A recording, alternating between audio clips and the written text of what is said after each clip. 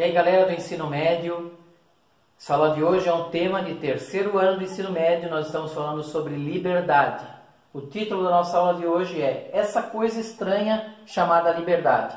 Nossa aula está baseada num artigo do professor José Francisco dos Santos, desse livro que ele escreveu, chamado Para Refletir, que é um livro muito interessante de filosofia, para quem tem interesse em ler filosofia, mas ler de um jeito que não cansa, certo? De um jeito bem bacana. Então vale a pena adquirir esse livro ali, tá? Então, essa coisa estranha chamada liberdade.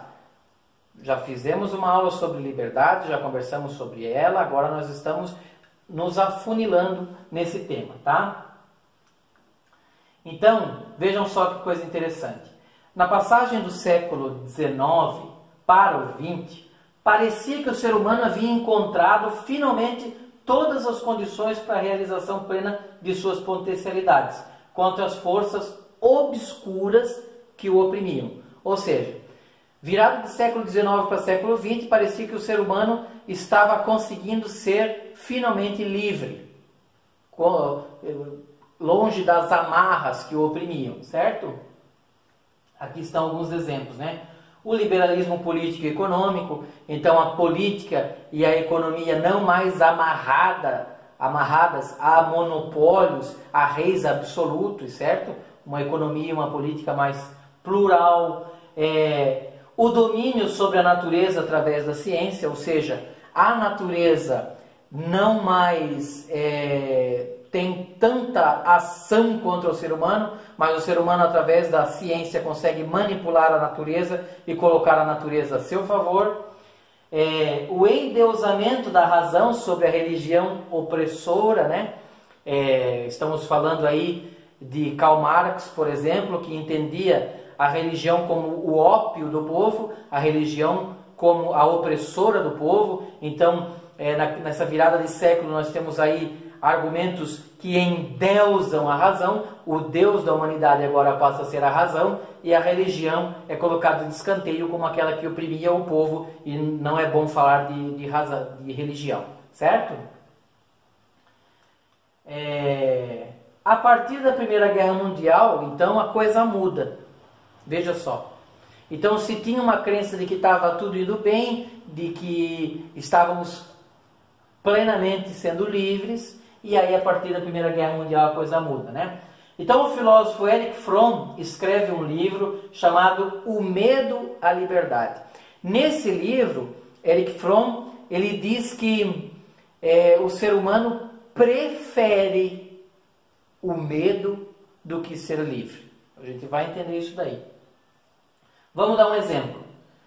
Revolução Francesa. A gente vai ter aula específica sobre a Revolução Francesa. Mas, Revolução Francesa, uma ideia de liberdade, igualdade, fraternidade, seremos todos livres. Aí surge Robespierre como o grande expoente da Revolução Francesa, aquele que vai trazer a liberdade para o povo. Delacroix pinta aquele livro, A Liberdade Guiando o Povo, a liberdade com a bandeira, com os seios de fora, tal, porque aí a partir daí vem a liberdade. E a Revolução Francesa foi um grande e sangrento momento de morte na história da humanidade, certo? Inclusive Robespierre lá tem contato com um cara, um médico, que cria uma arma chamada guilhotina, baseada no sobrenome do cara, e a guilhotina arranca a cabeça do povo diariamente nas praças de Paris, em busca da liberdade. Então veja, em busca da liberdade se matou um monte de gente, certo? Inclusive uma liberdade tão louca da Revolução Francesa e de Robespierre, que o próprio Robespierre morre com a cabeça guilhotinada em praça pública. Então, em busca da liberdade, o povo se deixou levar por um regime que o oprimiu. Depois, lá na França, veio Napoleão Bonaparte, aquele cara, o bicho, o militar que vai resolver tudo, a questão e não sei o que, e governou a França e quase toda a Europa com mãos de ferro lá, e trouxe também bastante opressão, inclusive isso respinga na história do Brasil, porque Napoleão Bonaparte ele vai invadir Portugal e fica literalmente a ver navios, porque toda a corte portuguesa navega com suas naus para o Brasil e vem morar no Brasil e deixa Bonaparte a ver navios. Daí que surge essa frase, fulano ficou a ver navios, porque Bonaparte, Napoleão, foi quando chegou lá para dominar Portugal, toda a corte portuguesa já estava no mar, e aí não deu mais tempo, né? Na Rússia, no século XX, então, cai o czar Nicolau II, então aqui agora vai nascer a liberdade e tal, o povo vai ser livre. Caímos num dos maiores e mais sanguinários períodos da história russa, que é o comunismo soviético. Morreu gente pra caramba, então não foi tão bom assim. Então assim, nós tendemos a pensar, temos uma tendência a pensar que a liberdade seja a ausência de condições externas que nos constranjam, mas uma vez libertos de tal condição, com facilidade nos vemos emaranhados em outra. Ou seja, nós temos uma tendência a pensar que a liberdade é a ausência de coisas externas que nos prendem, certo? Se não tem coisas externas me prendendo, eu sou livre. Mas quando tem uma condição que está me prendendo, nós temos uma tendência de escapar dessa condição e cair em outra condição que nos prenda. Por isso que Erich Fromm está dizendo que nós preferimos o medo do que a liberdade.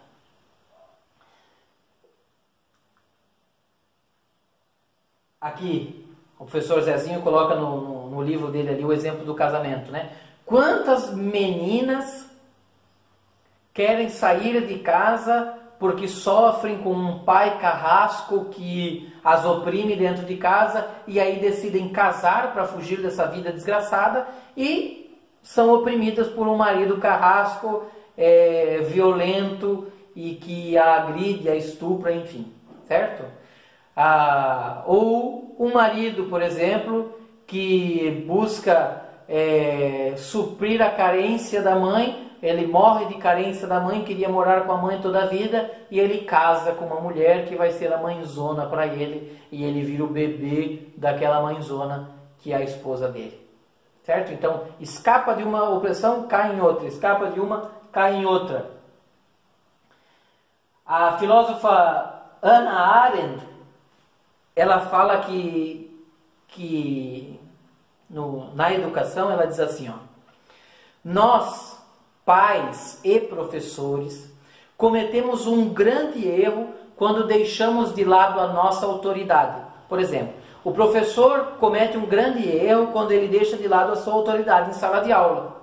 Começa com esse negócio de, não, vamos sentar em círculo, aqui ninguém manda, aqui não tem autoridade, não sei o quê. Ou o pai, quando não tem autoridade dentro de casa. Nós cometemos um grande erro, segundo essa filósofa Hannah Arendt. Ela diz o seguinte, por quê? Porque o jovem e o adolescente e o jovem, eles vão buscar essa autoridade. Porque na essência de um adolescente e de um jovem, eles buscam autoridade. E se eles não encontram dentro de casa, se eles não encontram uma autoridade na escola, eles vão buscar uma autoridade nas tribos, nas gangues, nas facções criminosas.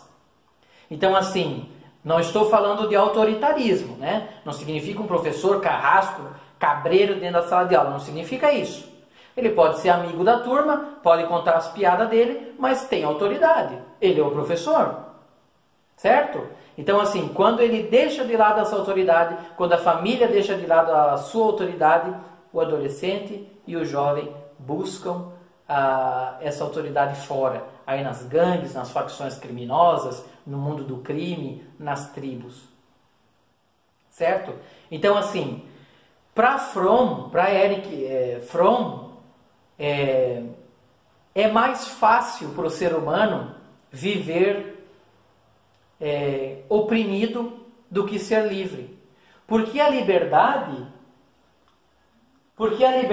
cansa. Eu não coloquei no slide. A liberdade cansa. A liberdade consome muita energia espiritual. Porque eu preciso decidir as coisas. E quando eu decido por uma coisa, eu preciso aguentar as consequências da minha decisão. E isso é cansativo. Então é muito mais fácil eu ser oprimido por um governo tirano, por eu ser oprimido por um carrasco, um chefe, um patrão, sei lá, cabreiro e tirano, uma esposa tirana, um esposo tirano, do que eu ser livre e ter que arcar com as consequências da minha decisão. Então, onde é que a gente vai comer hoje? Tu que sabe. Por quê? Porque se tu diz, eu quero comer pizza. Pizza não, a gente já comeu pizza semana passada. Me dói. Me dói quando alguém diz não para mim. Então, não, tu que sabe.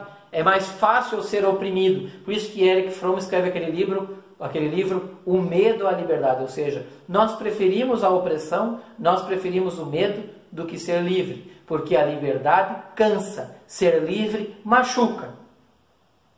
Só que o Fromm, ele não está dizendo que isso é certo. Ele está dizendo que nós temos essa tendência. Só que ele faz uma reflexão que nós precisamos aguentar o pau. Nós precisamos assumir as consequências da nossa liberdade. Eu sou livre e eu não quero ser oprimido. E eu vou aguentar o pau das consequências da minha liberdade. E se eu errar, se eu bater com a cabeça na parede porque eu errei, porque eu fiz uma escolha errada, eu assumo. Errei, levanto, ergo a cabeça e começo de novo. Então, nós temos uma tendência a ser oprimidos, nós queremos ser oprimidos, preferimos ser oprimidos porque é mais fácil. Só que não é o certo. O certo é nós sermos livres, fugir de qualquer opressão e aguentarmos e arcarmos com as consequências da nossa liberdade. Certo? Temos uma atividade aqui para resumir a nossa aula. A partir da leitura do texto, respondo. O autor afirma que temos uma tendência a pensar que a liberdade é a ausência de condições externas que nos constranjam, que nos amarram.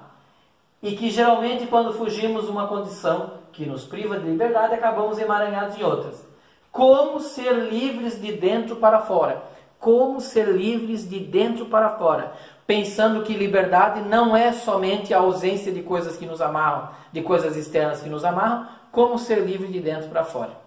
Se você é meu aluno do ensino médio, você vai estar em contato com um texto, deve estar aí na sala de aula virtual, o texto anexo a esse vídeo. Então assistir o vídeo, lê o texto e aí responde a atividade.